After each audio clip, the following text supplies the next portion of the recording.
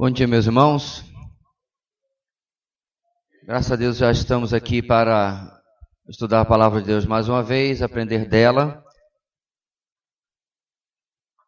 Uma bênção podermos caminhar na epístola de Tiago.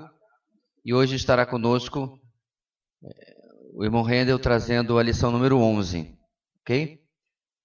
Então se posicione aí na sua revista, com a sua Bíblia aberta também no texto. Vamos já orar pelo nosso tempo aqui e especialmente pela vida do nosso irmão. Amém? Oremos. Deus querido, obrigado pelo nosso privilégio de poder reunir-nos ao redor da Tua Palavra, podemos aprender mais dela. Obrigado, Deus, por estarmos nesta manhã aqui junto com os nossos irmãos e agradecemos pela instrumentalidade dos irmãos que têm preparado essas lições. Tu tens dado disposição, sabedoria a cada um deles e também esta manhã a disponibilidade do irmão Rendel de trazer a meditação, trazer, ó Deus, a confrontação diante da Tua Palavra aos nossos corações. Abençoa o Teu servo, ó Deus, abençoa nossas mentes e corações para que possamos estar focados naquilo que a Tua Palavra vai nos falar. É o que nós oramos em nome de Jesus. Amém.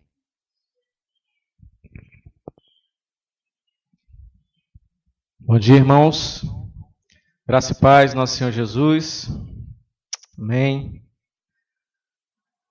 Muito bem, estamos hoje na 11ª lição da nossa revista, na Epístola de Tiago, não é? E domingo passado nós vimos, ainda no capítulo 3, que nós vamos estudar hoje. Hoje é do 13 ao 18, mas semana passada foi do 1 ao 12. Nós vimos sobre o poder da língua, não é? Nós vimos que a língua tem o poder de dirigir. Tiago compara a língua ao freio de um cavalo e ao leme de um navio. O freio domina a força do cavalo, que pode ser usada de forma útil. E o leme governa um imenso navio, de forma que ele não colida com icebergs, rochas ou qualquer coisa que esteja à sua frente. Tiago também diz que a língua, além de dirigir, ela pode destruir. E a compara com o fogo, uma pequena fagulha que pode incendiar toda uma floresta. Também comparou um veneno, onde uma pequena dose pode ser mortal. Por isso que quando o irmão está falando mal do outro, o irmão piedoso do lado que está ouvindo, tamanha falta de sabedoria que vem do alto, que não vem do alto, né? Ele diz, irmão, limpa o canto da sua boca aí que o veneno está escorrendo. Não é? Veneno mortal. E ainda diz que a língua é destruidora, indomável e incoerente. Isso nós vimos domingo passado. Continuando pelo capítulo 3 de Tiago, hoje ele vai tratar sobre a sabedoria. Sabedoria para lidar com as pessoas e sabedoria para lidar com as circunstâncias da vida. E ele começa a carta no capítulo 1, que nós já passamos por ele, dizendo assim, que se você quer sabedoria, peça a Deus que ele vai dar livremente, ele dá sabedoria liberalmente, quantas vezes você pedir. Quantas vezes você pedir sabedoria ao Senhor, ele vai dar para você. Então você já ouviu alguém falar assim, quem é você para me ensinar algo? Não preciso de você para nada. Consigo fazer tudo sozinho e não quero a ajuda de ninguém. Você já viu alguém assim? Esse comportamento não é uma atitude sábia. Agir assim é demonstrar falta de discernimento e também de humildade. Provérbios 3, 7 diz assim,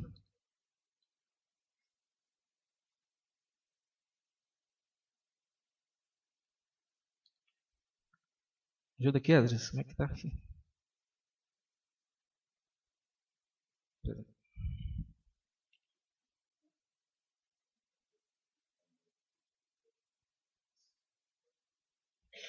Ok, obrigado.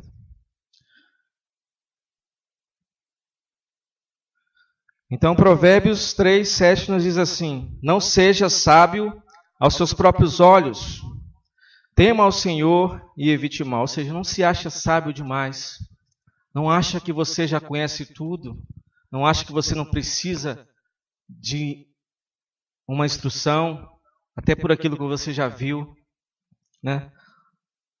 Provérbios diz: não seja sábio aos seus próprios olhos, tema o Senhor e evite o mal. Nós temos na nossa igreja a Conferência Teológica Sola Escritura.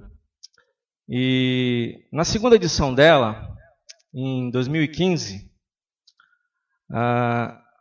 eu ouvi uma irmã aqui da igreja falando que convidou outra pessoa para a segunda edição, visto que ela já tinha ido na primeira edição da Sola Escritura. Ela falou: que legal, eu vou. Qual é o tema desse ano? Aí ela disse: Sola Escritura. Mas Sola Escritura já não foi ano passado? De novo? Vai falar da Bíblia de novo?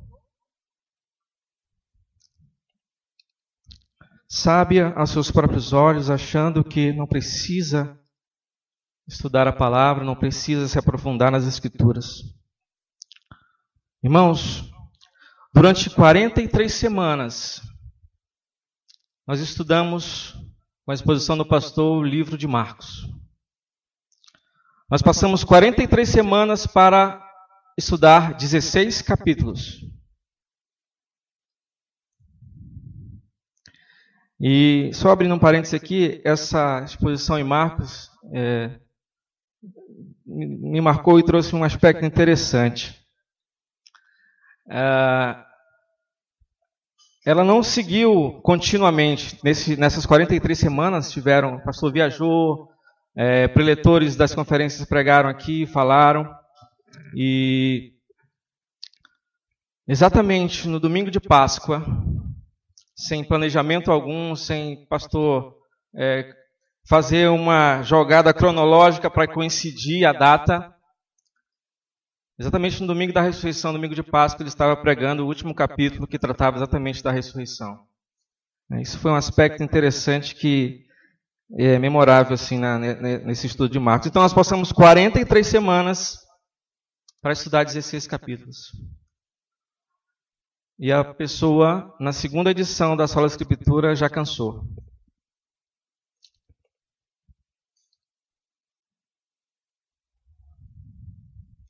Mas a questão é, o que é sabedoria? O que é sabedoria? Uma das definições interessantes de sabedoria é usar de forma correta, adequada e útil o conhecimento. Então, você aplicar de forma correta, adequada e útil o conhecimento. E o que significa isso? Uma pessoa pode ser culta, ter muito conhecimento, mas pouca sabedoria, e ser tola ao mesmo tempo. Então ela precisa saber usar com sabedoria, de forma adequada, o conhecimento que ela tem. Ter muito conhecimento e não saber usá-lo, ou usá-lo de maneira inadequada para o mal. Isso é ter conhecimento, mas não ter sabedoria. Vocês acham que os políticos de hoje estão mergulhados num lamaçal de corrupção porque eles não têm conhecimento? Porque eles desconhecem as implicações do que eles fazem? Não, absolutamente não. Eles têm muito conhecimento, são espertos, mas não têm sabedoria.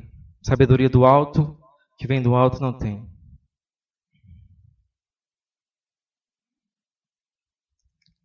Mas antes eu acabei atropelando aqui. Vamos ler o texto, irmãos? Me perdoem. Antes de continuar, vamos lá em Tiago 3.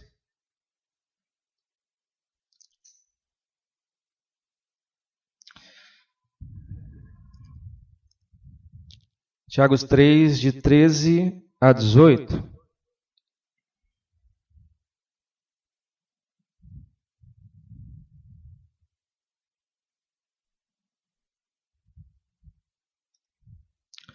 Diz assim a palavra, acompanhe aí, por favor. Quem é sábio e tem entendimento entre vocês, que o demonstre por seu bom procedimento, mediante obras praticadas com a humildade que provém da sabedoria. Contudo, se vocês abrigam no coração inveja amarga, ambição egoísta, não se gloriem disso, nem negue a verdade. Esse tipo de sabedoria não vem dos céus, mas é terrena. Não é espiritual, mas é demoníaca. Pois onde há inveja e ambição egoísta, aí há confusão e toda espécie de males. Mas a sabedoria que vem do alto é antes de tudo pura, depois pacífica, amável, compreensiva, cheia de misericórdia e de bons frutos, imparcial e sincera. O fruto da justiça semeia-se em paz para os pacificadores. Então, o que é sabedoria? Sabedoria é você olhar para a vida com os olhos de Deus. A verdadeira sabedoria é essa. Em seus passos, na sua vida diária, imagine o que faria Jesus nos seus passos. No seu dia a dia, nas circunstâncias que sobrevêm sobre você, o que faria Jesus trilhando nos seus passos? Você já se fez essa pergunta? Quem gosta muito de usar essa pergunta é a Gláucia, minha esposa. Quando passamos por alguma situação, quando não sabemos como proceder, quando estamos paralisados diante de alguma decisão que temos que tomar, ela pergunta, ela para, pensa e pergunta, o que Jesus faria? O que Jesus faria nessa situação?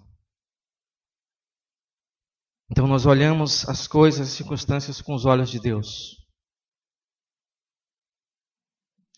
Que palavra Jesus diria? Que atitude ele tomaria? Ele é o padrão da sabedoria. Sabedoria que vem do alto, direto do Pai. Sabedoria é olhar para a vida com os olhos de Deus. É ver uma circunstância como se Deus a estivesse vendo. A perspectiva do Deus Altíssimo.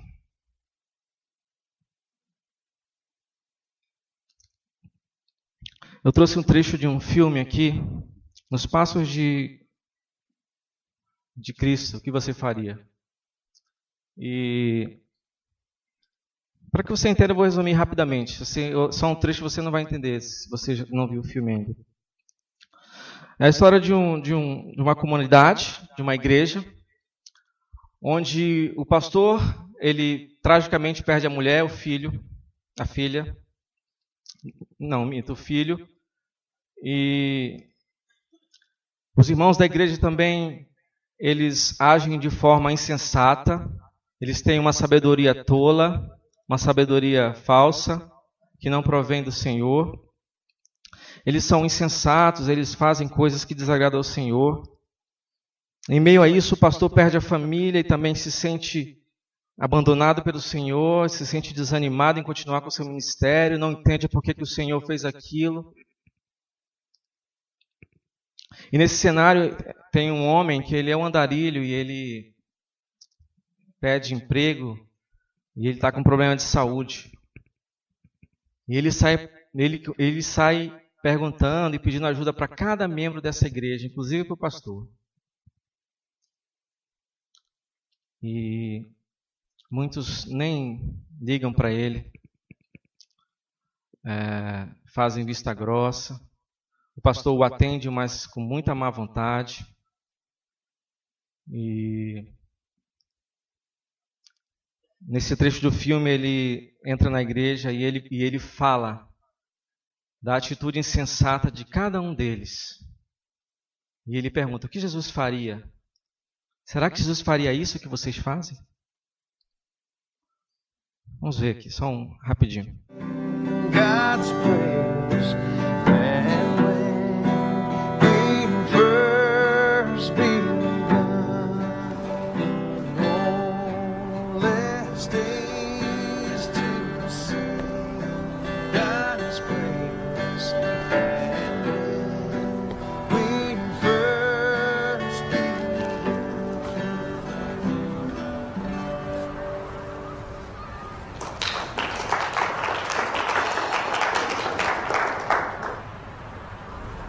Obrigado, Max.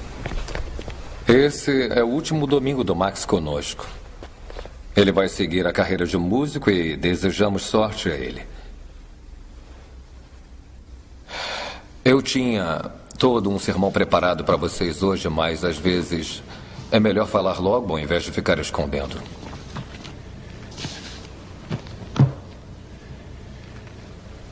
Senhoras e senhores, embora eu seja grato por tê-los aqui hoje, eu tenho mais notícias. O banco vendeu o prédio da igreja a um grupo de investidores. E é com tristeza que eu digo que vão nos tirar daqui semana que vem. Esse será meu último sermão. Pelo que eu entendi, esse templo será demolido e uma nova igreja será construída em outro lugar. Mas, como muitos de vocês sabem, minha perda pessoal prejudicou minhas responsabilidades de pastor. Então, quando o novo templo for construído, eu não serei mais o seu pastor. Vamos orar agora. Senhor Deus, por favor, nos ajude a entender. Eu andei pensando.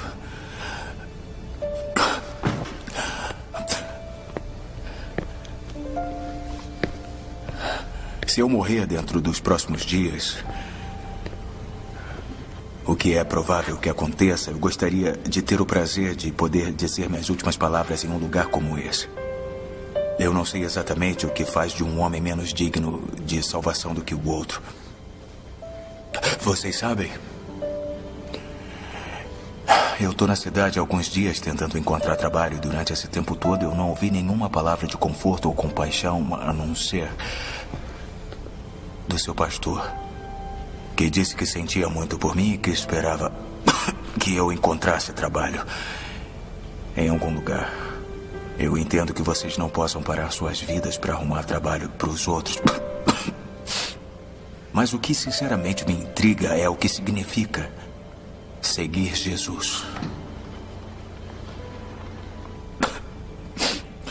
Vocês sentam em uma igreja e falam sobre Jesus, cantam música sobre ele, mas vocês querem mesmo dizer que sofrem e se negam da mesma maneira que ele fez?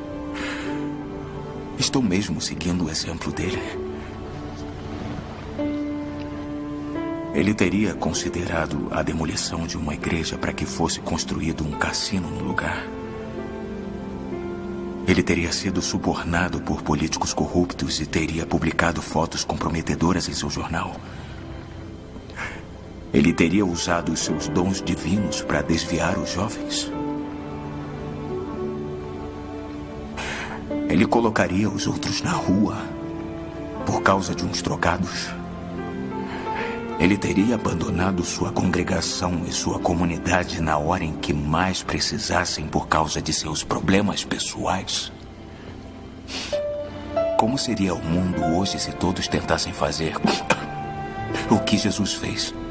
Que lição aprendemos aqui? Quando vocês estiverem lidando com as decisões mais difíceis da vida, façam uma simples pergunta. O que faria Jesus? O que?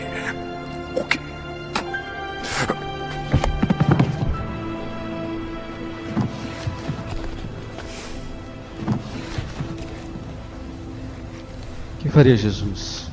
Ainda tem pulso? Alguém chame o médico. Ainda bem que o nosso Max vai permanecer com a gente ainda há um bom tempo, né, Max?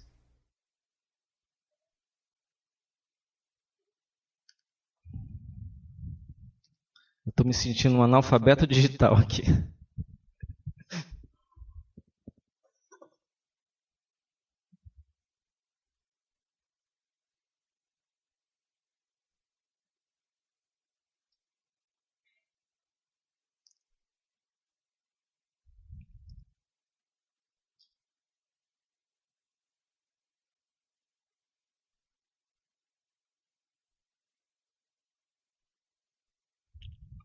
Então, o que faria Jesus?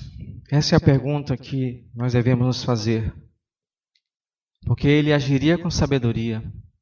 A sabedoria é dele. Ele é a sabedoria. E Tiago traz aqui nessa passagem 2 tipos de sabedoria. A terrena, a falsa, como a lição diz, e a do céu, a celestial, a verdadeira. A sabedoria humana e a sabedoria de Deus. Ele vai fazer esse contraste entre esses 2 tipos de sabedoria.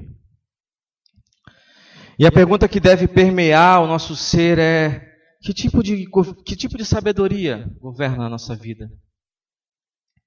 A humana ou a de Deus?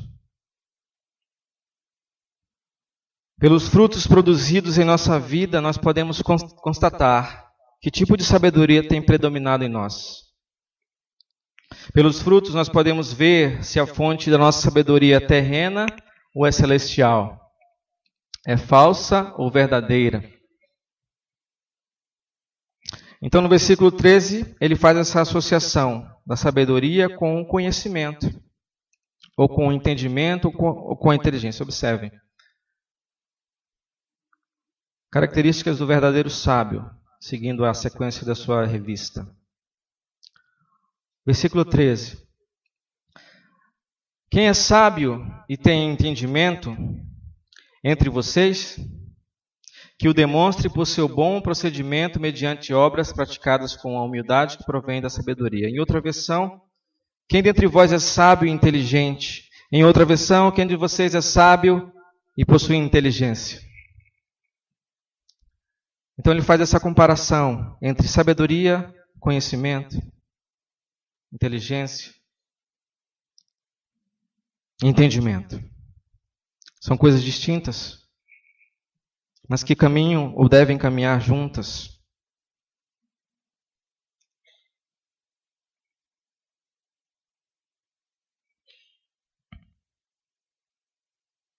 Então, quais são as características do verdadeiro sábio? Uma delas é o comportamento exemplar. Então, como eu disse antes, a sabedoria é o uso correto do conhecimento.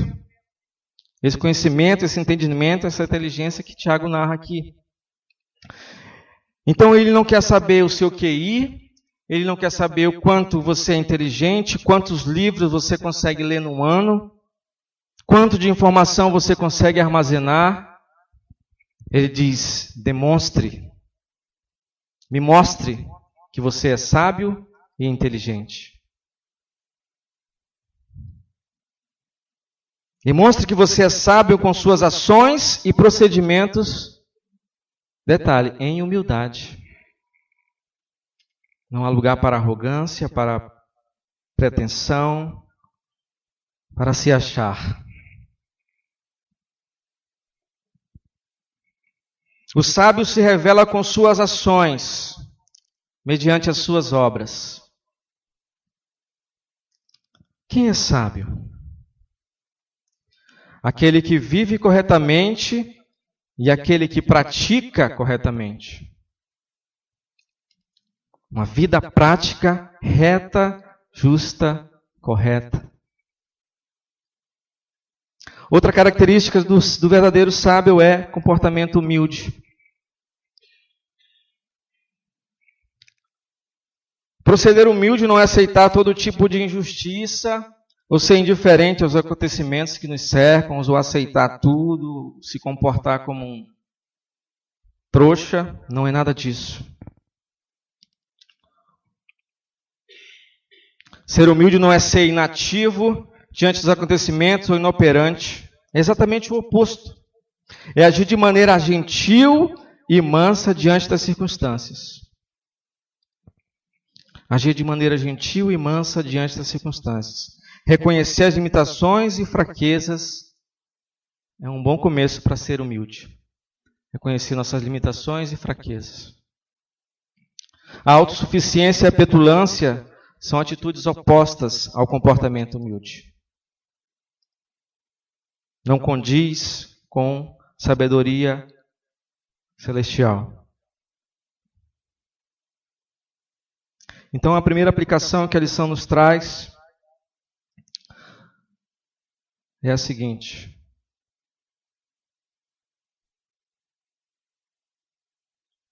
acompanhe aí, por favor. Será que em sua vida privada, na vida familiar, na vida social e financeira, impera o procedimento exemplar? Faz necessário uma reflexão profunda sobre o comportamento cristão. É contraditório um cristão falar bonito e viver feio, entre aspas, aí, não é?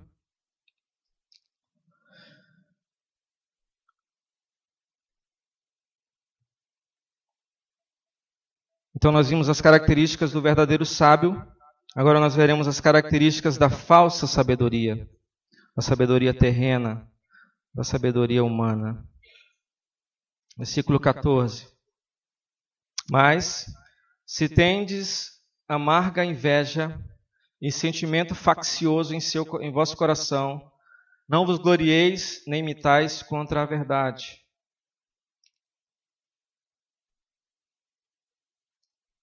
Então, das características da sabedoria terrena é inveja amargurada. O que é isso? O que é inveja? Inveja é quando você olha para o outro e você não tem prazer no sucesso, na vitória, na alegria, no contentamento dele. E é mais, é você querer estar no lugar dele. É quando o seu semblante decai quando o outro é promovido. A pessoa chega para você e diz: olha, eu passei num concurso público. Aí, foi? Qual? Ah, foi da Petrobras. Eu falei: ixi, essa empresa aí está ruim das pernas. Está para falir.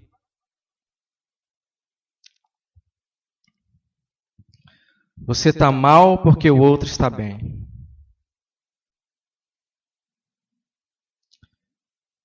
Inveja amarga. Então o Tiago chega para o Max e fala: Max, eu comprei uma Amarok Zero. Aí o Max já decai o semblante, já levanta a sobrancelha. Foi?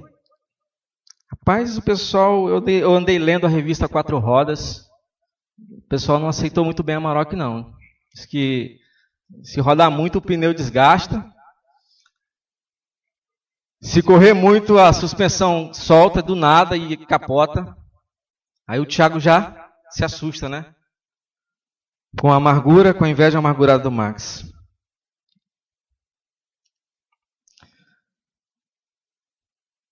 Ele queria ter o que o outro tem.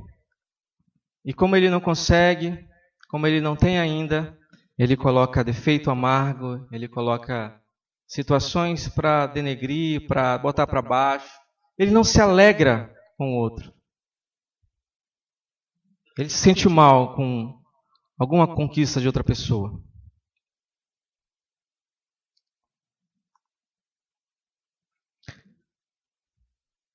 Até os discípulos, quando estavam sozinhos, eles ficavam confabulando. Quem é o maior entre nós? Quem é o mais importante? De quem Jesus gosta mais? Um ciúme, uma invejazinha amarga. Esse sentimento de querer reconhecimento, de querer aparecer lá na frente, de querer um tapinha nas costas. Isso não é sabedoria celestial.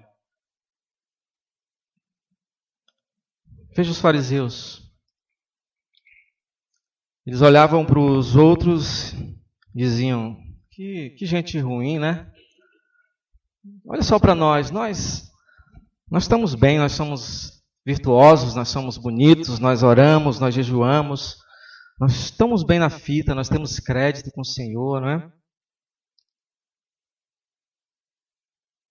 Querer ser melhor do que o outro. Outra característica da falsa sabedoria, como diz o texto, sentimento faccioso. O que é isso? Os irmãos sabem muito bem o que é isso. aquele sentimento que separa, que divide a igreja, que fere pessoas, que machuca irmãos em Cristo.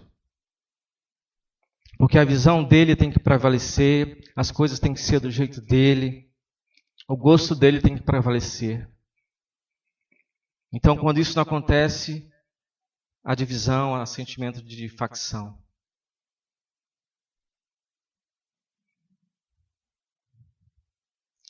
Ainda bem que vocês estão sentados. Eu já presenciei uma líder de ministério se virando nos 30 para fazer a escala, porque uma pessoa não podia ficar no mesmo dia com a outra. Não é brincadeira, irmãos, é verdade, eu já vi. Numa igreja cristã, na escala do ministério, não poderiam estar duas pessoas, porque elas mal se falavam. Eram divididas.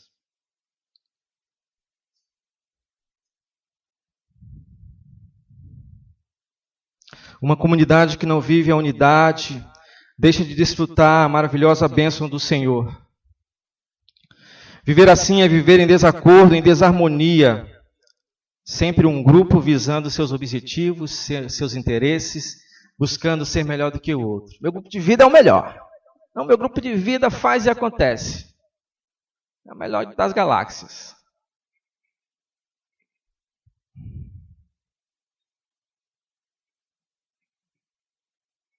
Tiago diz que não há nenhum tipo de honra a viver dessa maneira. Não vos glorieis nisso, diz o texto.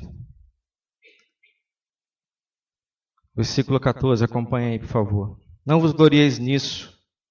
Não existe honra ou louvor em ser faccioso e buscar os próprios interesses à custa do desdém ou da destruição dos outros.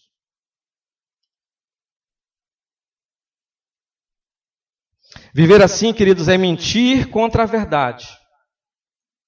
Diz o texto, no finalzinho, nem mintais contra a verdade. Quando meu agir é desta forma, eu nego a verdade com minhas ações e com um proceder faccioso.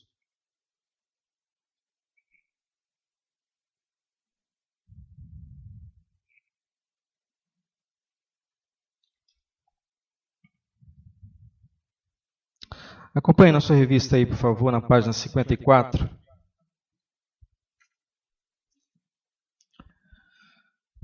O segundo parágrafo. Página 54, segundo parágrafo. Do lado esquerdo. Onde diz assim, o verdadeiro sábio fica indignado com qualquer corrupção e repudia só o pensar em agir de maneira distorcida. Não é exatamente o que o texto combate? O egoísmo e a parcialidade? Vivemos em uma sociedade tão corrupta que o orgulho pelo erro está em alta e a certeza de impunidade. O cristão fica indignado quando vê esse tipo de notícia e de fato se revolta. No entanto, não adianta ficar indignado com a corrupção na política se a base, que somos nós, estiver apodrecida. O que adianta eu me indignar com a corrupção, com o cenário político atual, se eu mesmo tenho uma sabedoria insensata? Se eu divido a minha igreja? Se eu falo que o que o pastor diz não é bem assim, está tudo errado.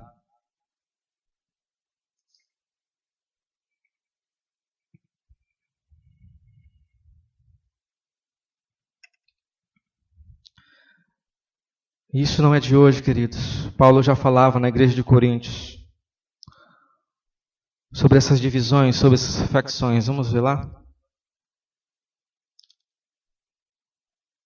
1 Coríntios 1, de 11 a 13, diz assim: Meus irmãos, fui informado por alguns da casa de Chloe de que há divisões entre vocês.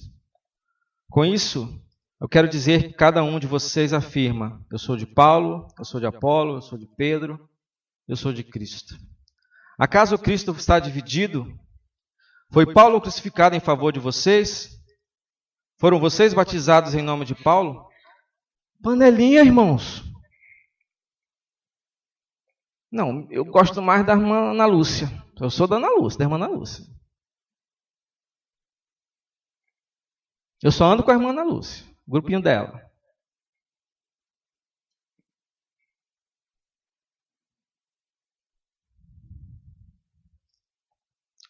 O meu pai costumava dizer que existe 3 tipos de crentes. O crente égua, o crente pai d'égua e o crente filho da égua. O égua, irmãos, é aquele crente que nem fede nem cheira, não ajunta nem espalha. Ele é apático, ele é distante, ele vem um domingo e falta 4. É o crente égua.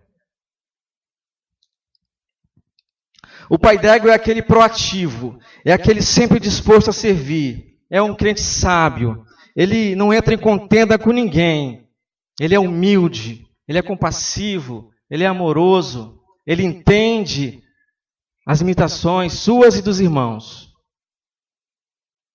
Ele é pai d'égua.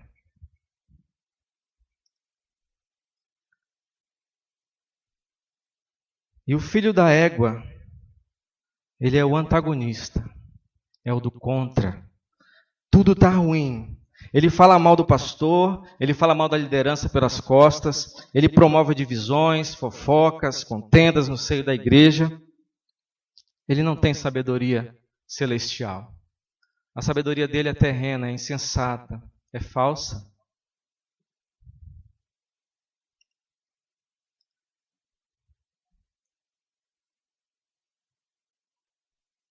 E mais uma vez Paulo alerta a igreja de Filipos para esses probleminhas ocorrendo lá por conta de facções.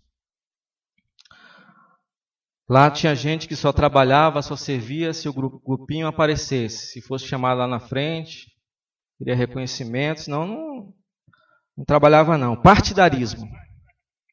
Tem gente que só trabalha na igreja se os holofotes estiverem sobre ele. Vanglória. Tem gente que só pensa nele mesmo. Então Paulo diz assim, olha, para os irmãos da igreja de Corinto, de Filipos, perdão. Vamos ver. Filipenses 2, de 4 a 8. Cada um cuide não somente dos seus interesses, mas também dos interesses dos outros. Seja a atitude de vocês a mesma de Cristo Jesus, que embora sendo Deus, não considerou que o ser igual a Deus era algo para que devia apegar-se, mas esvaziou-se a si mesmo, vindo a ser servo, tornando-se semelhante aos homens, e sendo encontrado em forma humana, humilhou-se a si mesmo e foi obediente até a morte e morte de cruz. Não busque somente os seus interesses, mas também o dos outros. Não pense só em você.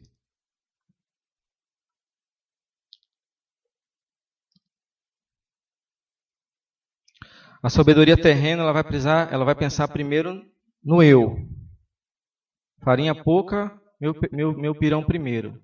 Não é? Pensa primeiro no eu, depois, se sobrar alguma coisa, uma rebarbinha, dá para o outro. Olha só o que Salomão fez, meus irmãos. O Senhor chegou para ele, Salomão, pede o que tu quiseres. Pode pedir. Tu quiser. Ele falou, ó Senhor, tu foi tão amoroso com meu pai Davi, e agora o Senhor me concede esse reino, e este povo tão grande, para eu governar. E eu te peço sabedoria, para governar o povo. Ele estava pensando no povo, primeiro nos outros. Me dê sabedoria, Senhor, para governar o teu povo. Não era nem para ele a sabedoria. Era para ele, mas vocês entenderam, né? Ele estava pensando nos outros. Ele disse, Senhor, eu só quero sabedoria. A sabedoria que vem do alto. Então o Senhor olha para Salomão e diz, muito bem, já que você pediu sabedoria, eu vou te dar muito mais do que isso. Eu vou te dar conhecimento. Eu vou te dar inteligência. Vou te dar muitos bens. Você vai ser um rei muito sábio e muito rico.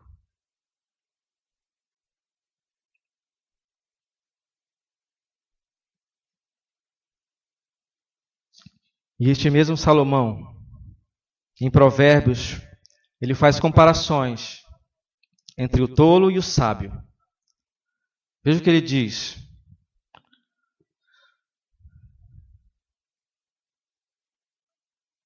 O tolo, ele pensa que sempre está certo. O insensato, ele pensa que sempre está certo. Olha só. Provérbios 12, 15. O caminho do insensato parece-lhe justo, mas o sábio ouve os conselhos. Então, o insensato pensa que tudo para ele está certo, é justo. Ele acha que tudo é justo. Tudo parece correto para ele.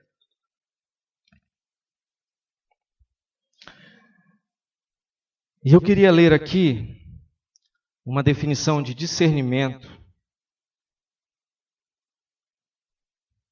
conceituada por Charles Spurgeon. Ele diz assim, discernimento não é saber a diferença entre o certo e o errado. Discernimento é saber a diferença entre o certo e o quase certo. Irmãos, discernimento é uma linha muito tênue. Algo que parece certo, algo que parece justo, algo que parece ser correto aos nossos olhos. Se você não tiver o discernimento, a sabedoria que vem do alto, você vai achar que aquilo é certo. O errado é para ser óbvio. Isso que ele diz. Não é a diferença entre o certo e o errado. O errado você bater o olho. É entre o correto, o certo e o quase certo. Discernimento, sabedoria. O que mais que Salomão fala do sábio e do tolo? O tolo, ele fica bravo por qualquer coisa. O insensato. O que tem falsa sabedoria. Pulei aqui, está errado, mas vamos chegar lá. Olha só o que o Provérbios 12, 16 diz. O insensato revela de imediato o seu aborrecimento, mas o homem prudente ignora o insulto. O Provérbios sempre faz esse paralelismo, né? Diz uma coisa e contrasta com outra. Então ele diz, o insensato revela de imediato o seu aborrecimento. Ele fica com raiva por qualquer coisa, já chega armado. Você vai conversar com ele, ele já está na defensiva.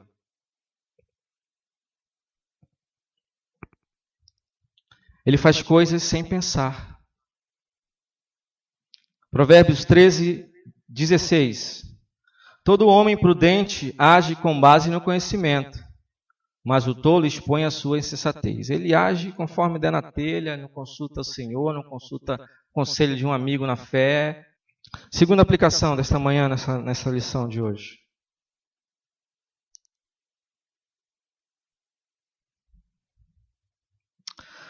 Ao mesmo tempo, acompanhe, por favor, meus irmãos. Ao mesmo tempo em que você, como cristão, sente indignação pela moralidade distorcida no mundo, deve ficar indignado com o partidarismo e ciúmes que causam divisões na igreja.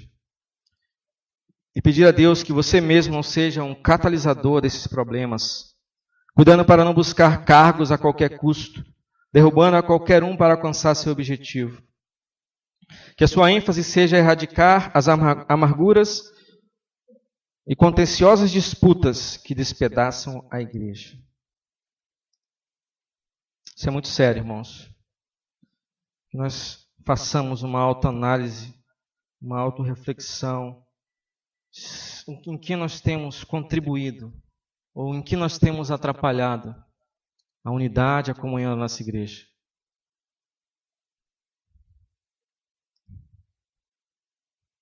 Vamos ver agora, seguindo a lição, a origem da falsa sabedoria. A origem da falsa sabedoria.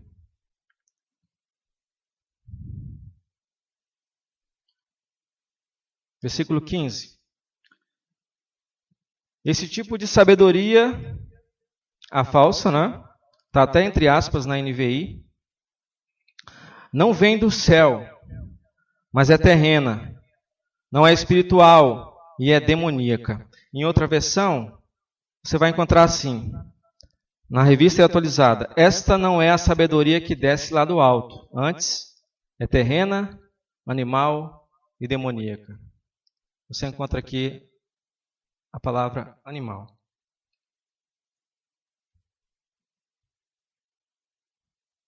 Discorramos então sobre cada uma delas. A terrena. A origem dela é na própria terra, como o nome diz. Ela é tipicamente humana. Ela é deste mundo. Ela não vem de Deus, nem chega perto de Deus. Ela vem das pessoas.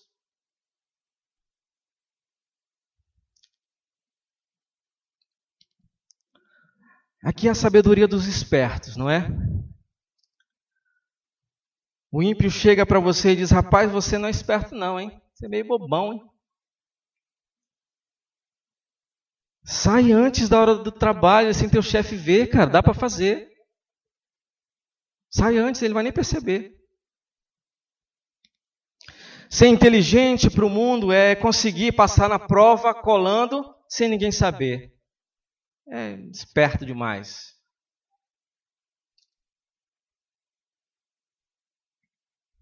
É uma sabedoria de fato terrena. Ser sábio aos olhos do mundo contraria o que a verdadeira sabedoria diz à luz da Bíblia. A sabedoria terrena é esperta e malandra. Um conhecido meu, ele trabalhava num posto de combustível e ele se envolveu umas mutretas lá, né? Fazia coisa ilícita, coisa de notas fiscais e não sei bem, coisas contábeis lá. E ele estava conseguindo um bom dinheiro por fora e ninguém descobria. O caixa batia, estava tudo certo, não sei como ele fazia. Desviava uma nota da empresa lá, uma coisa assim. E eu fui exortá-lo: pai, não faça isso. Não faça isso. Isso não vai acabar bem para você. Isso é errado, isso é crime. Não, rapaz, o governo já rouba demais da gente. É muito imposto, é muito não sei o quê. A gente tem que dar um jeito de sobreviver. O salário mínimo não dá para viver, não. Sabedoria terrena. Esperta. Malandra. Ela também é animal. O que significa ser animal? Quando eu estava no ensino fundamental, se me chamasse de animal, eu ficava bravo.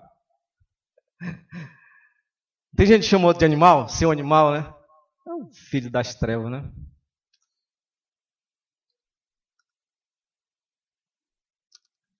Queridos, aqui o termo animal não é necessariamente o sentido de uma criatura inferior, não é que você vai se sentir inferiorizado, mas é no sentido de que o homem existe assim como os animais. Qual a diferença? No homem habita o Espírito Santo. No homem a vida é eterna. No animal não. No animal não habita o Espírito Santo do Senhor.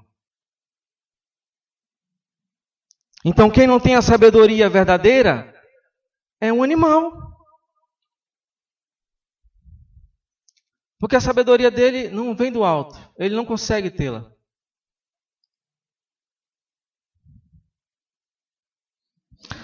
O seu comportamento é de alguém que não está sob a orientação de Deus. Então, ele segue os seus instintos pecaminosos. Ele segue a sua natureza pecaminosa, animalesca, porque ele não tem o Espírito Santo nele. Ele age como um animal, instintivamente.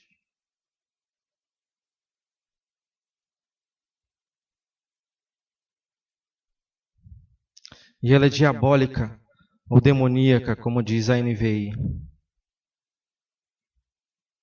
O que é ser sabedoria diabólica ou demoníaca?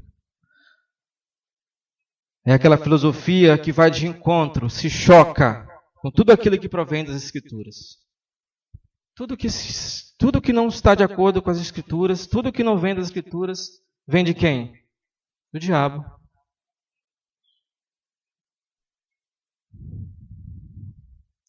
Então, irmãos, vejamos aqui alguns exemplos dessa sabedoria terrena e da sua insensatez. Olha só, você conhece essas histórias muito bem. A Torre de Babel. As pessoas queriam fazer uma torre para chegar até o céu. Né? Após o dilúvio, o Senhor ordenou que o povo se espalhasse por toda a terra, e nessa época o povo falava uma língua só. Né? Só uma língua.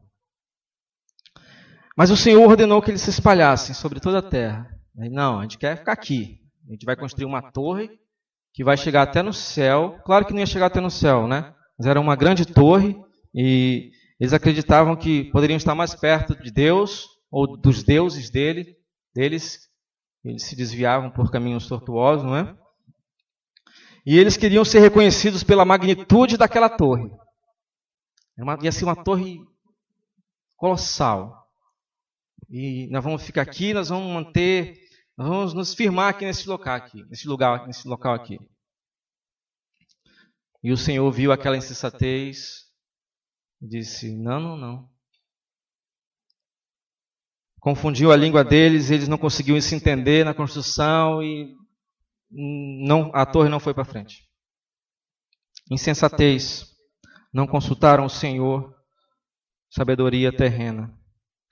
Abraão, pensando ser sábio, quando ele desce para o Egito em tempo de fome, lá em Canaã, ele não consulta a Deus, ele está meio, aperreado, e não pede direção do Senhor, ele vai e desce, e por conta disso ele tem que mentir, para não ser morto ele tem que mentir, dizer que a mulher dele é a irmã dele, e as consequências são desastrosas.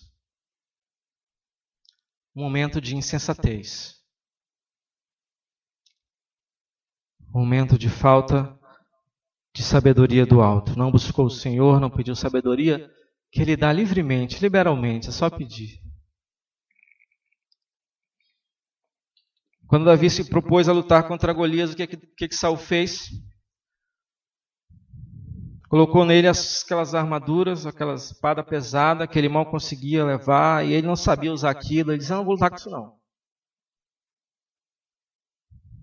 Deus tinha outros planos para Davi. Mas Saul achava que ele estava sendo sábio. Ele não consultou o Senhor. A multiplicação dos pães e peixes. Os discípulos pensavam que seria sábio mandar aquela grande multidão esfomeada embora. Deixar que cada um providenciasse seu próprio alimento. Mas Jesus pegou alguns pães e peixes e alimentou mais de 5.000 pessoas. Mas os discípulos achavam que estavam sendo sábios. Quando Paulo ia para Roma, em Atos 27, ele disse para o capitão do navio não zarpar, porque o tempo estava fechando e tempestade iminente. Mas os peritos, os caras da previsão do tempo, dizem: não, dá, vamos lá. E não seguiram a sabedoria de Paulo, que consultou o Senhor, que orou ao Senhor, e a tempestade veio, e por pouco eles não morrem, né? Mas tiveram prejuízos materiais grandes, mas sobreviveram. Então, queridos, há uma sabedoria no mundo.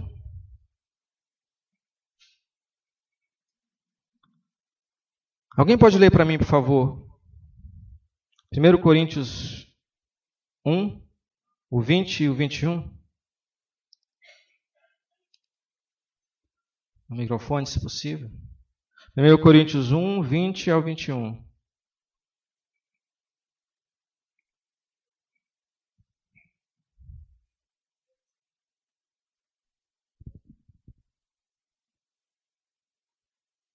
Já? Okay. Onde está o sábio? Onde está o erudito? Onde está o questionador desta era? Acaso não tornou Deus louca a sabedoria deste mundo? Visto que, na sabedoria de Deus, o mundo não o conheceu por meio da sabedoria humana. Agradou a Deus salvar aqueles que creem por meio da loucura da pregação. Então a sabedoria do mundo ela é louca e muitos não podem conhecê-la, a não ser que tenham um encontro real e verdadeiro com o Senhor Jesus. Então não confunda a sabedoria com o conhecimento. O mundo tem muito conhecimento. E de fato, esse conhecimento, esse muito conhecimento nos beneficia, não é verdade? O conhecimento do homem, a tecnologia, nós somos beneficiados de certa maneira com esse conhecimento. Mas isso é conhecimento, é inteligência, é entendimento, não é sabedoria. Não é sabedoria. O ser humano é capaz de desvendar os segredos do universo, em parte, né? Não consegue desvendar tudo, mas ele não sabe o que fazer com isso. Quanto mais ele estuda, mais ele fica doido. Quase tudo que ele descobre ou cria se volta contra ele. Há mais de um século atrás, Henry David advertiu que possuíamos meios perfeitos para alcançar fins imperfeitos. Nós temos conhecimento, mas como a nossa sabedoria não vem do alto, esse conhecimento volta contra nós. Nós usamos ele de forma errada, muitas vezes usamos para o mal, né? Basta olhar para a Coreia do Norte.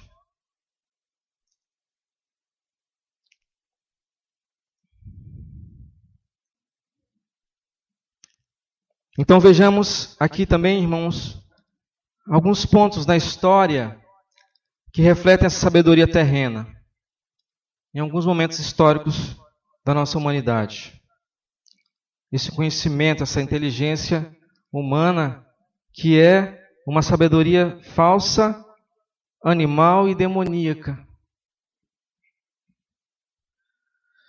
René Descartes, no século XVII, com seu racionalismo, ele dizia: penso, logo existo.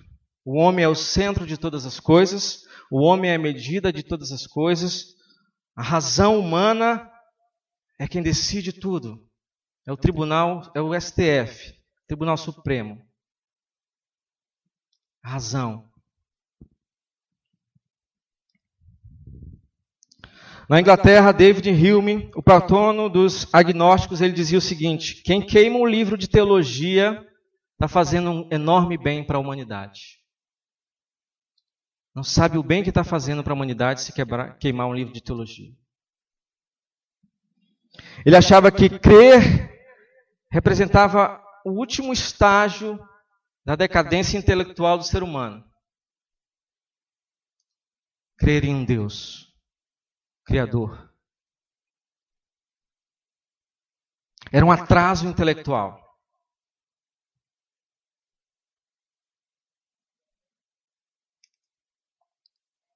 E na faculdade lá vem o Nietzsche dizer que Deus morreu, que Deus não é necessário, que o homem se basta a si mesmo.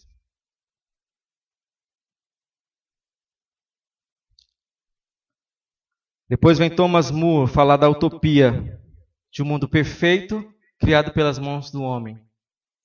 Já imaginaram um mundo perfeito criado pelo homem?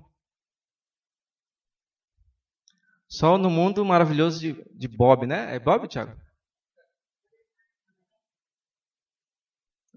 O professor fez assim, pastor. Tá fora do anacrônico, tá fora do tempo?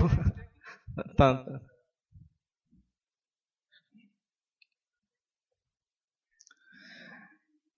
Depois vem Auguste Comte com seu positivismo dizer que o que basta para o ser humano é a educação, não é? O problema do homem é a ignorância. São as trevas intelectuais. Então, dê educação para o homem e nós teremos um paraíso na terra.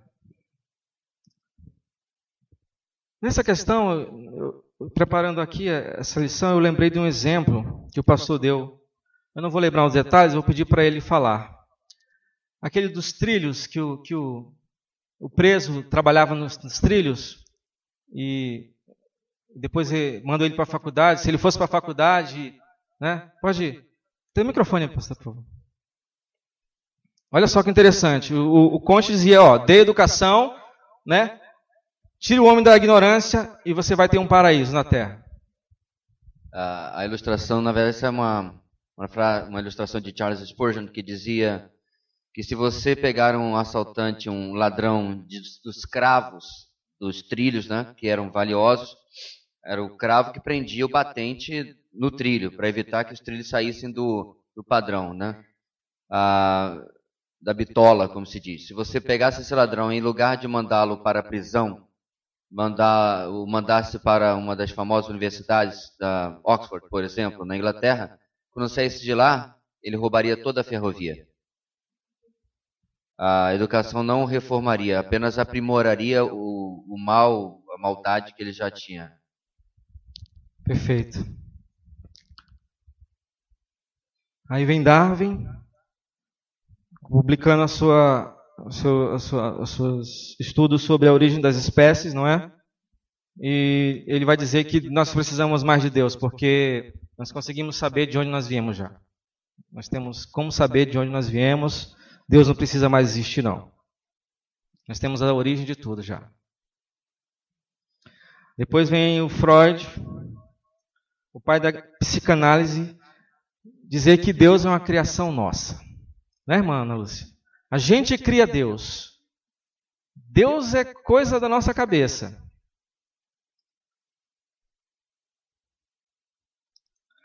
Aí vem Karl Marx, que eu não vou nem falar. Todos esses filósofos, cientistas, pensadores, no final das contas, eles concentram tudo aonde, irmãos?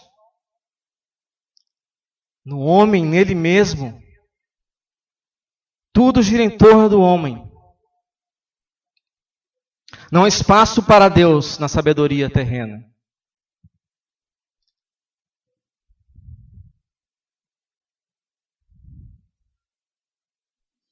Essa sabedoria animal está secularizada, ou seja, ela colocou Deus dentro de um templo, de um prédio, trancou ele lá e Deus fica lá.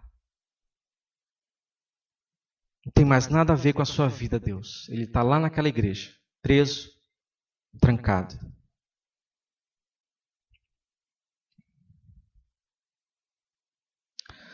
E nessa sabedoria animal, a palavra de Deus não governa mais a sua vida familiar, não governa mais a sua vida financeira, não governa mais a sua vida profissional, não governa mais nada. Porque Deus está trancado no templo e ponto. E Tiago diz, essa sabedoria demoníaca. O que está por trás desses pensamentos humanistas é Satanás. São ideias satanistas, satânicas. Veja só. Quando Jesus disse aos seus discípulos que ele seria entregue aos homens, preso, maltratado, torturado, morto, e que no terceiro dia ele ressuscitaria. Pedro pulou lá fora. Não, Senhor, isso não vai acontecer não. Não, isso não pode acontecer com o Senhor. Jesus virou-se para Pedro e disse assim, para trás de mim, Satanás, você é uma pedra de tropeço e não pensa nas coisas de Deus. Olha só, você não pensa nas coisas de Deus, mas na dos homens.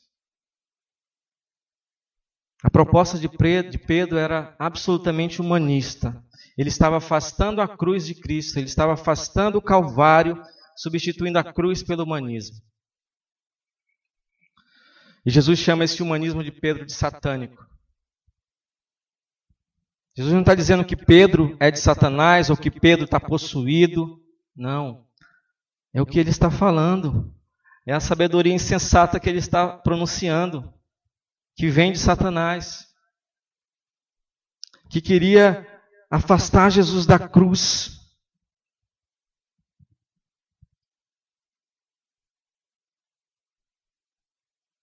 é a sabedoria da serpente, que tenta mudar a verdade de Deus em mentira. Então, quais são os resultados, as consequências, as implicações da falsa sabedoria?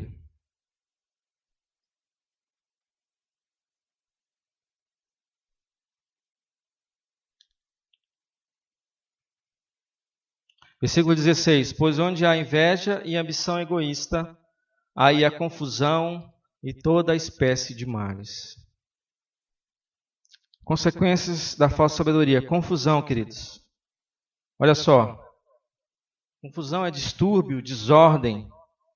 A confusão gera vários conflitos, lutas internas. São indivíduos que minam a paz da comunidade, minam a paz do seu próprio lar, promovem caos e desordem, porque não tem sabedoria. Promovem confusão.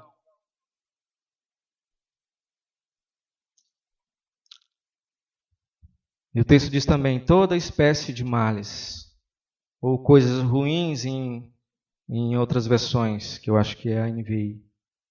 Não, NVI é toda espécie de males. Deve ser a revista atualizada, coisas ruins. Aqui nós vemos um leque amplo de qualquer comportamento baixo, sem moral, sem valor. Tudo aquilo de ruim que você pode imaginar provém da sabedoria terrena.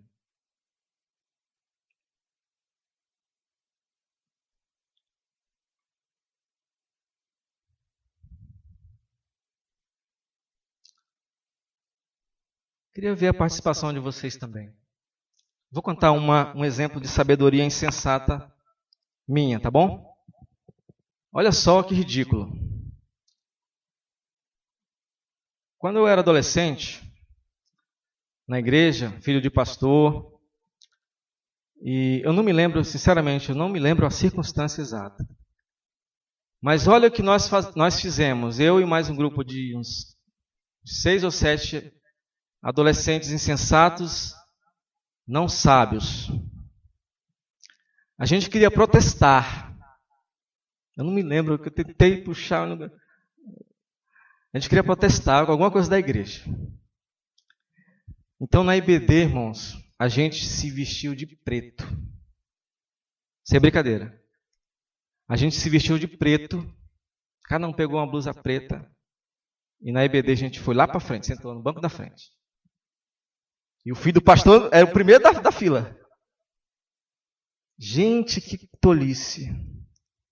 Que tolice. E foi aquele alvoroço, aquela coisa. E a minha mãe, que isso, menino? Sabe, irmãos? Sabedoria insensata. Conseguiu lembrar aí alguma coisa? Vai lá. Fala aí, Max.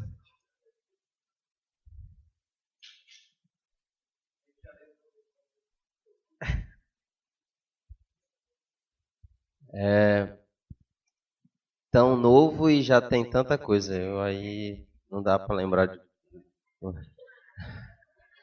Sou novo, sim.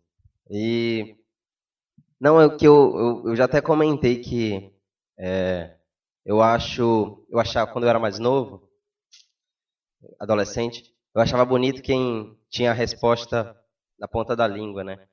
E eu sempre quis ser assim, aquele cara que o cara falava e eu, pronto, dava uma resposta bem na hora, né? E eu achava bonito esse tipo de coisa.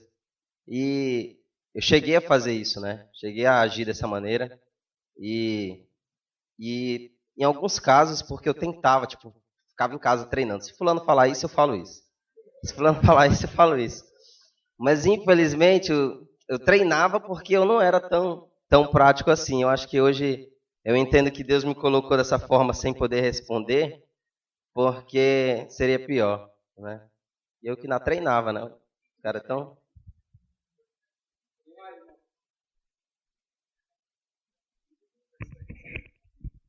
Vamos lá, irmãos. Puxa aí na memória alguma coisa.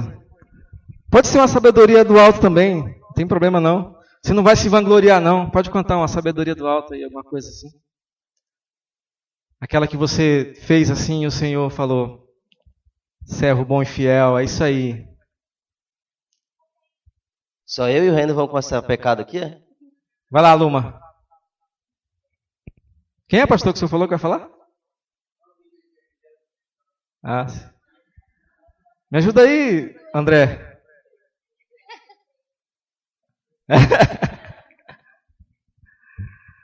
Muito bem. Nessas horas faz falta aqui o CAD, né? Mas vamos lá, irmãos. Prosseguindo. Obrigado aí, Max.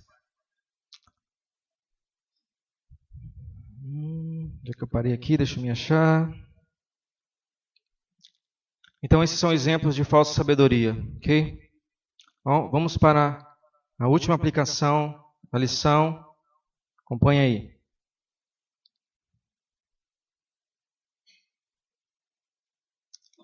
Essa aqui é paulada. Existem crentes que promovem todo tipo de anarquia. Eles exigem o crescimento da igreja local, disseminam informações sobre a inatividade da liderança e, assim, são quem promove o distúrbio e a confusão na igreja, com atitudes desonrosas e destrutivas. Aqui é importante destacar que não existe liderança perfeita, imune a falhas, e que o crescimento da comunidade começa com o crescimento da individualidade. O que é que você tem feito no crescimento da sua igreja? Você é daquele que só critica, mas não aponta uma resolução. Você fala da inatividade da liderança, mas não aponta uma solução, não se prontifica. Olha, vamos fazer isso aqui? Bota meu nome aí. Eu quero fazer, bora fazer? Eu estou até com um projeto pronto aqui. Vamos pôr em prática?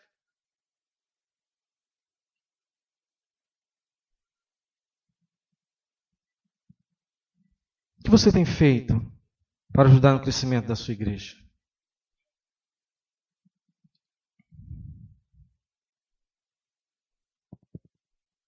Característica da verdadeira sabedoria, versículo 17.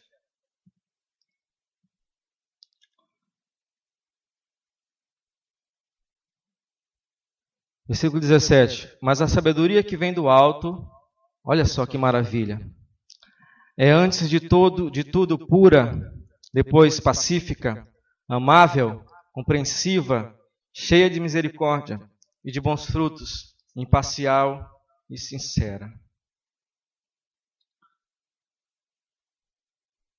A sabedoria que vem do alto, irmãos, ela é pura.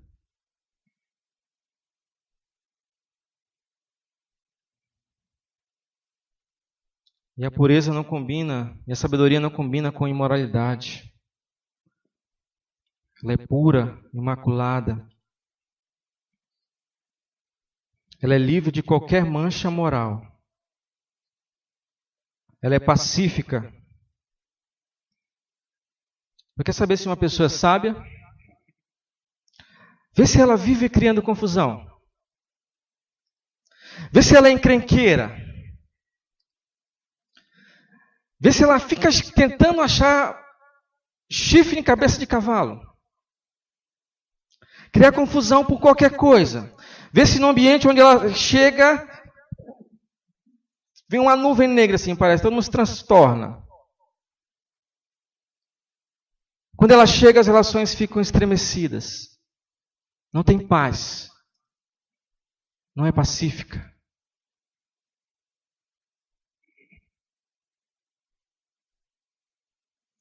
A verdadeira sabedoria é amável, pura, pacífica, amável. Outras traduções, gentil, e outras ainda, indulgente. É a capacidade de não criar conflito para manter a paz. É ser gentil sem ser fraco. Não é fraqueza. É exortar em amor, com gentileza, em verdade bíblica.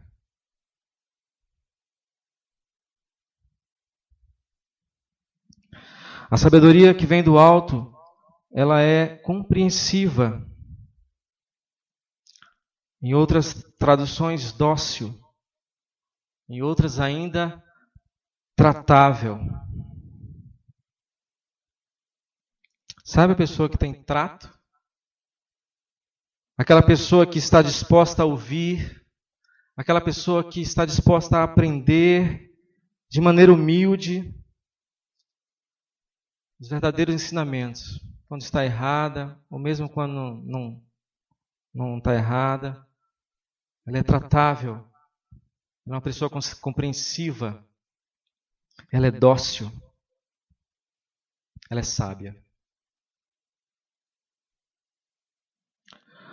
A sabedoria que vem do alto, ela é cheia de misericórdia. Olha o que Tiago fala, cheia de misericórdia. Não é só um pouco de misericórdia, ela é cheia, é plena. Outras traduções falam plena de misericórdia e bons frutos. Misericórdia, irmão, significa sentir a miséria do outro. É sentir no seu coração a miséria do outro. Misericórdia. Então a sabedoria celestial vem do alto, vê a miséria do outro, se apieda dela e sente a mesma dor.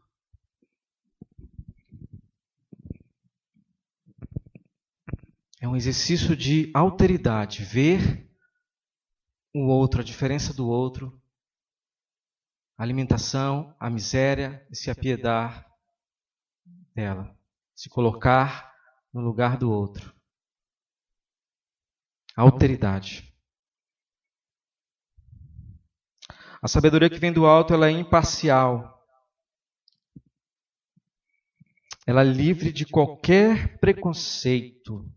Lembra que nós falamos sobre acepção de pessoas na terceira lição? Ela é imparcial, né? Ela não formula conceito antes de conhecer a pessoa. Não tem parcialidade. Não existe. Ela é imparcial. Ela é sincera, sem hipocrisia, livre de qualquer fingimento, não dissimulado. A verdadeira sabedoria não finge ser uma coisa, assim como um cristão não deve fingir ser uma pessoa para alcançar prestígio. Que coisa maravilhosa. Então, quais são os resultados quando você pede ao Senhor sabedoria do alto e você vive de maneira correta e pratica também de maneira correta o conhecimento, a inteligência e o discernimento que você tem, porque o Senhor lhe deu sabedoria para distinguir? Quais são os resultados disso?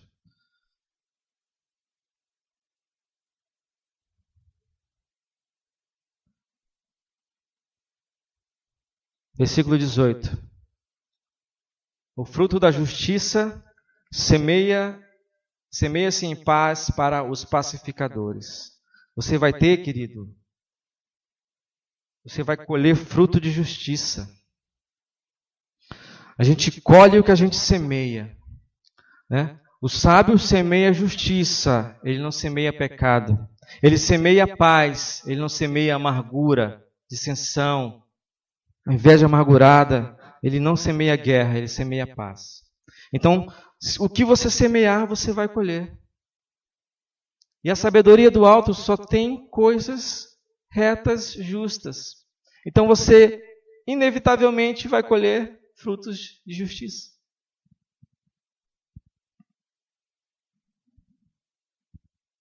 Praticando a sabedoria que vem do alto, querido, nós, eu e você, teremos uma vida reta. Uma vida incorruptível, irrepreensível.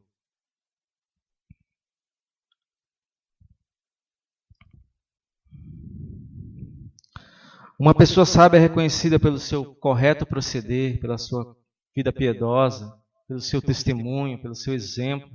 Não só na igreja, mas em casa, no trabalho. E você vai ter obras. O sábio, ele não só fala, como nós vimos no começo. ele demonstra, ele faz. E ele não quer vanglória. Ele faz, se ele pudesse, ele fazia escondido de todo mundo, para ninguém ver. Ele não quer vanglória, ele quer glória para o Senhor. Ele faz tudo para a glória do Senhor. Em humildade. Ele não é petulante, ele não é arrogante, ele não se acha o espiritual demais.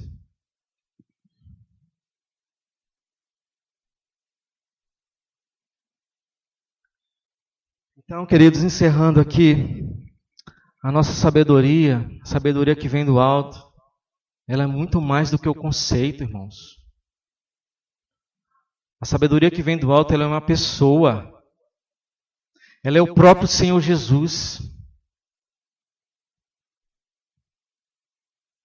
A nossa sabedoria é o Senhor Jesus. Vem do alto, direto do Pai.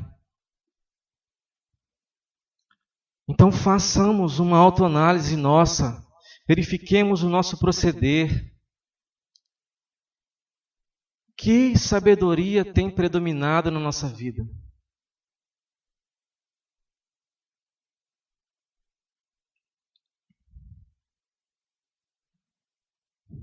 Era isso que eu queria compartilhar com os irmãos hoje. Não sei se o pastor quer falar alguma coisa antes de orar.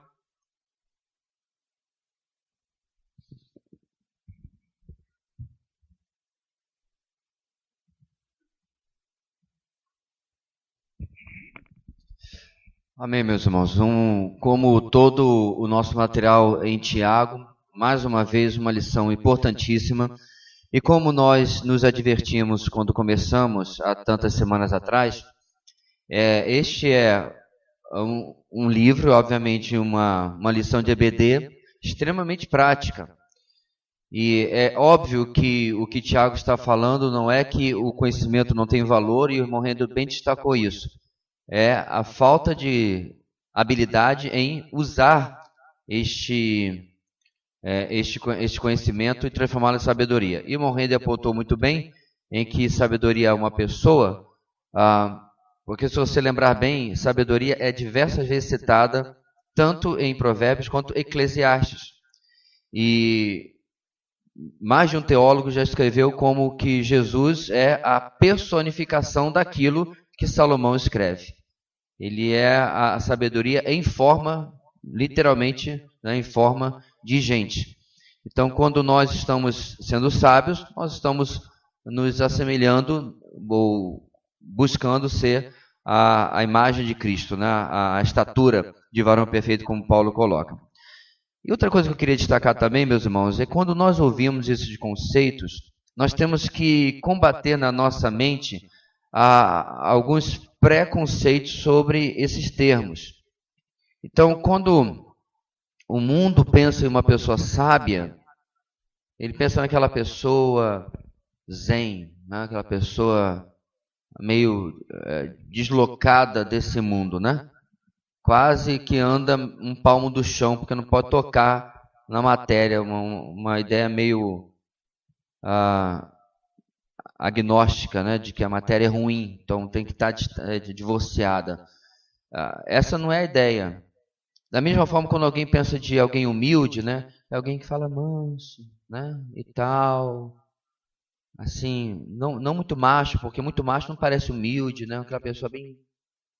Mas se nós olharmos para os exemplos bíblicos, não podia estar mais longe da realidade.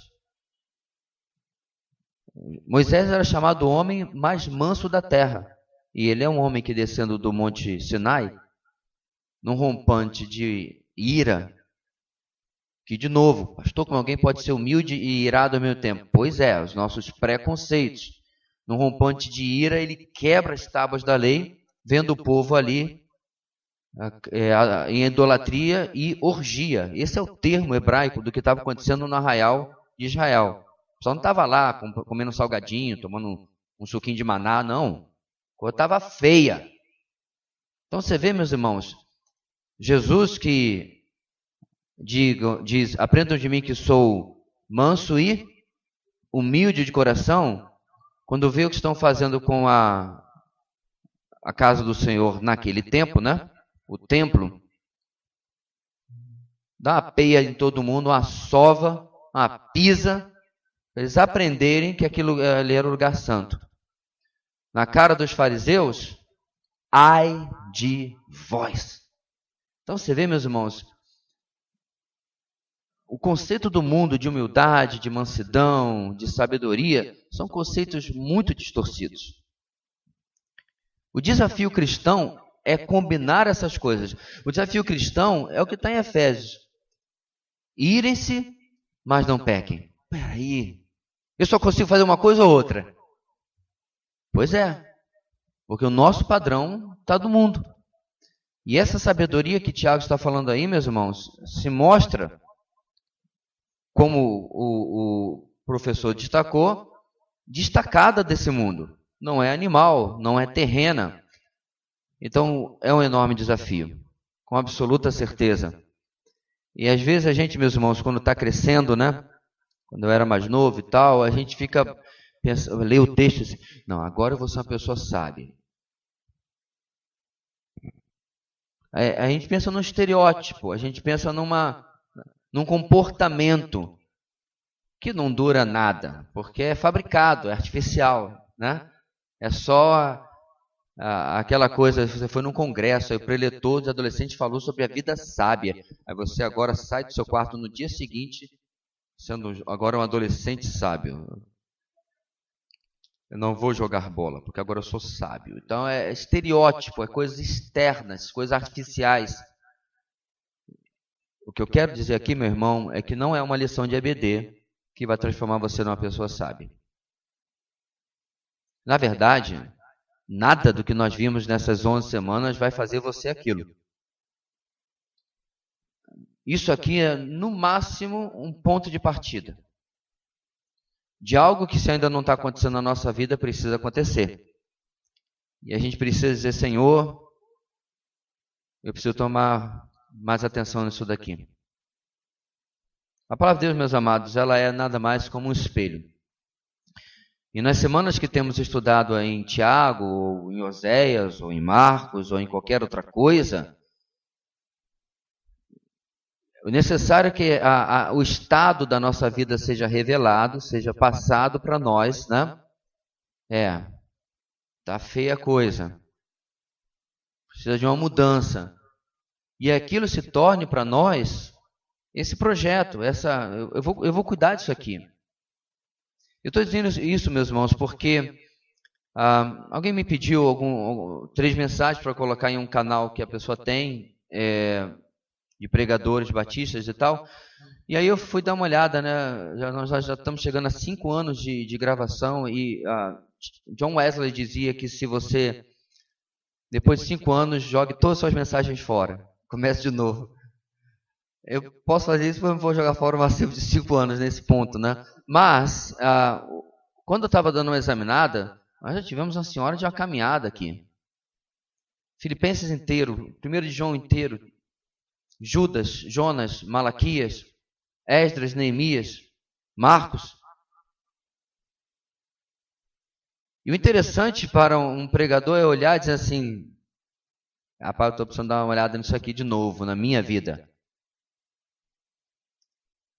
E outra coisa que eu fiquei pensando, irmãos, poxa Deus, se nós, não vocês, irmãos, nós conseguíssemos viver isso aqui que nós já ouvimos.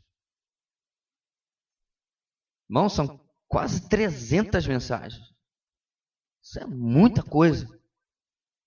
Contando as aulas de EBD, né? E que desafio é, meus irmãos, vivermos de uma maneira sábia, que olha para a palavra, que se contempla no espelho e quando vira o rosto não se esquece, não. Não é o que a gente já viu lá no capítulo 1 deste mesmo livro de Tiago. Então, que o Senhor tenha graça e misericórdia de nós, que nós tenhamos, irmãos, seriedade. Como é que você pode fazer isso hoje? Você tem um espaçozinho na sua lição, nem toda lição deu espaço, mas algumas tem. Se não tem, não é pecado anotar nas margens, não. Você pode anotar, não é só uma revista. Pode anotar até na Bíblia, se quiser, mas faça resoluções. Senhor, realmente isso aqui, nesse momento da minha vida, eu preciso prestar atenção nesta área, preciso resolver isso aqui, preciso mudar isso aqui. Como eu sempre tenho instruído, irmãos, nesta igreja, no seu devocional, diante desse devocional, nós temos, o que nós? Nesse ponto aí, irmão, seja egoísta. Eu tenho, eu preciso. Porque eu não posso tomar resolução pela vida dos outros. Nem dos meus filhos, eu até gostaria. Só posso tomar uma resolução sobre a minha vida. Lá no seu grupo de vida, eu gostei muito da mensagem do domingo, porque mostrou que nós, morda a sua língua. Porque mostrou que eu, domingo, fui confrontado. Por isso. Pastor, mas aquilo que Deus confrontou comigo domingo, nada posso revelar em público. Maravilha. Mas fale para si. Porque só assim, meus irmãos, nós vamos deixar de fazer aquilo que foi ensinado hoje. Falar bonito, mas viver feio. Só se torna realidade quando nós aplicamos a palavra à nossa vida. Graças a Deus pela instrução da sua palavra hoje. Vamos então orar, amados, pedindo exatamente que Deus nos abençoe para podermos colocar tudo isso, ou pelo menos os pontos que Deus está incomodando a nossa vida nesse instante, colocar em prática. Amém? Vamos colocar de pé. Deus querido, como precisamos da Tua graça e da Tua misericórdia sobre nós. Como precisamos, ó Deus, que Tu venhas apontar, jogar luz, a Tua luz, sobre áreas da nossa vida, onde o nosso falar não tem correspondido àquilo que o Teu Filho faria. Não temos sido imitadores dele. Ajuda-nos, ó Deus, a questionar nossa personalidade, nosso caráter, nosso procedimento. Com absoluta certeza nós temos uma opinião sobre o procedimento e atitude de praticamente toda pessoa que convive e que passa na nossa vida.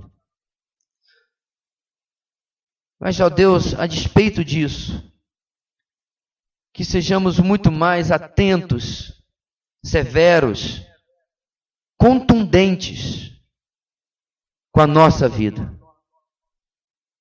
E como, ó Deus, o nosso falar, e como, ó Deus, o nosso proceder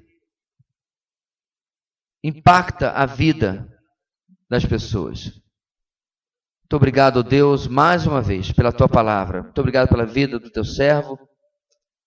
E ajuda-nos, ó Deus, a nós andarmos de uma maneira coerente com aquilo que falamos.